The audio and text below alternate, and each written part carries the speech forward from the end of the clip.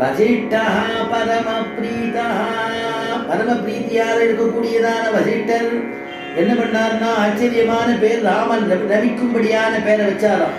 Doctor sir சொன்னார் இல்லையா, ராமாங்கிற வார்த்தை ரமேதி இது ராம, எல்லாரையும் ரவிக்கும்படியா வைக்கக்கூடியது ராமநாமா. எல்லாரையும் ராமநாமான்னு சொல்லிட்டு இருந்தா நம்மளை அப்படியே சம்சாரத்திலேருந்து கரையேற்றக்கூடியது ராமநாமா.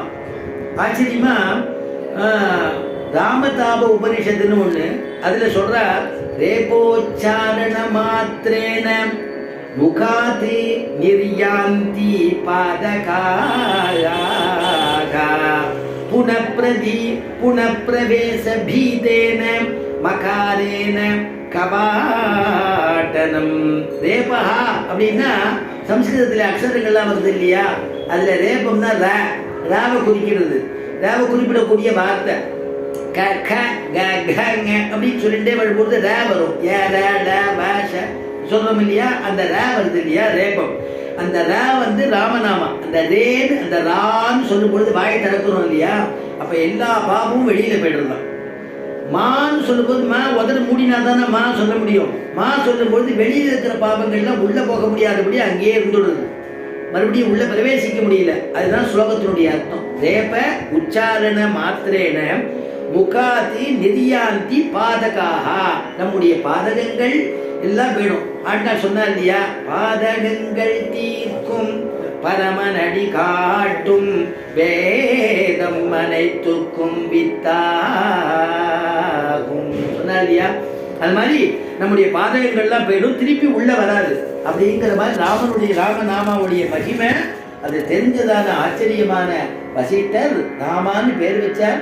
அடுத்த குழந்தைக்கு பரதன்னு பேர் வச்சார். அவ்வளவு பாகவதனா இருக்க போறானே, பின்னாடி நாட்டை ஆட போறானே, ராமனுடைய பாதுகையை ஆராதிக்க போறானே, அதனால பரதன்கிறதான திருநாமம் வச்சார். அது மாதிரி இளைய பெருமாளுக்கு லக்ஷ்மணன்னு பேரு, சம்பிரதாயத்துல இளைய பெருமாள்னு பேர். பெருமாள்னா ராமன், இளைய பெருமாள்னா லக்ஷ்மணன்னு பேர். அதனால இளைய பெருமாள் அந்த லக்ஷ்மணனுக்கு லக்ஷ்மணன்னு பேர் வச்சார். அந்த குழந்தைக்கு மூன்றாவதான குழந்தைக்கு, நான்காவதான குழந்தைக்கு சத்ருகுணன்னு பேர் வச்சார். சத்ருக்கள்லாம் உடம்புல இருக்கிற சத்ருக்கள் வேற, வெளியில் இருக்கக்கூடிய சத்ருக்கள் எல்லாத்தையும் அவன் 4 பேரும் யோகிகள் 4 பேருமே பெருமாள் தான். ஏன்னா அவதாரம் பண்ணும் பொழுதே ததஹா பத்மபலா சாக்ஷா கிருத்வ ஆத்மானம் சதுர்விதம், தன்னையே 4 பாகமா பண்ணிட்டு பிறந்தான்னு வால்மீகி ராமாயணம். அதனால எல்லாருமே பெருமாள் தான். பூர்ண பெருமாள், பூர்ண தத்துவம் யாரிடத்துல நிரம்பி இருக்குன்னா ராமன் இடத்துல இருக்கு. 4 பேரும் பெருமாள் தான்.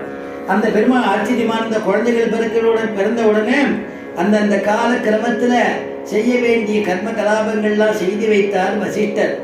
சர்வே வேதவிதா சூராஹ சர்வே லோகஹிதே ரதாஹ சர்வே ஞான உபசம்பன்னாஹ சர்வே சமுதிதா குணைஹி, வேதத்தை அத்தியனம் பண்ண வைக்கிறது, வேதாந்தங்களை கற்கும்படியா பண்றது, கத்திரிய தர்மத்தெல்லாம் சொல்லிக் கொடுக்கறது, யானை ஏற்றம் குதிரை ஏற்றம் எல்லாத்தையும் சொல்லிக் கொடுத்தாச்சு, சர்வகலையும் சொல்லிக் கொடுத்தாச்சு அந்த குழந்தைக்கு, சின்ன குழந்தையா.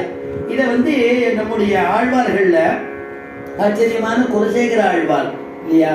குலசேகர ஆழ்வார் ராம பக்தர். அவரும் மாசி புனர்பூசத்தி எழில்வஞ்சி திருவஞ்சிக்களம்னு திவ்யதேசம் அவர் அவதாரம் பண்ண ஸ்தலம். அதனால மாசி மாசம் புனர்வசு நட்சத்திரத்துல அவருடைய அவதாரம். ராமனையே அவர் பிராணனா நினைச்சிருக்கக்கூடியவர் இந்த குலசேகர ஆழ்வார். அந்த குலசேகர ஆழ்வார் என்ன பண்ணாராம், தினம் தன்னுடைய அரண்மனையில பெருமா ஸ்ரீமத் ராமாயணம் சொல்லிகிட்டே இருப்பார். அப்போ ஒரு பௌராணிகர் ஸ்ரீமத் ராமாயணம் சொல்லிட்டு இருந்தார். இது மாதிரி ராமன் அவதாரம் பண்ணினா குழந்தைக்கு எல்லாம் கற்றுக் கொடுத்தாச்சு, சர்வ வித்தைகளையும் அதிகரிச்சுட்டான், கர்ம கலாபங்கள்லாம் உபநயனாதி கர்ம கலாபங்கள்லாம் ஆயிடுத்து.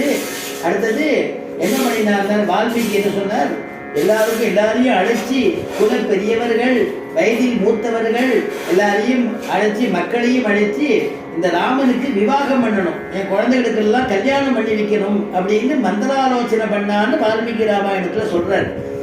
உடனே குலசேகர ஆழ்வார் கொஞ்சம் நிறுத்துங்கோ, ராமன் பிறந்துட்டான்னு சொன்னேன், அதுக்கப்புறம் அவருக்கு பேர் வச்சாச்சுன்னு சொன்னேன், குழந்தைகளுக்கு எல்லாம் பேர் வச்சாச்சு, உடனே எல்லா விதமான வித்தியிலும் கற்றுக் கொடுத்தாச்சுன்னு சொன்னேன். அந்த ராமனுக்கு ஒரு லீலைன்னு ஒன்று சொல்லலையே. கிருஷ்ணாவதாரத்தில் லீலை எவ்வளவு பார்க்கிறோம் நம்ம. ராமன் ஏதாவது லீலை பண்ணினா ஒரு விஷமம் பண்ணா அவன் ஏதாவது கொண்டாட வேண்டாமா? ஒன்றும் கொண்டாடாம அடுத்தது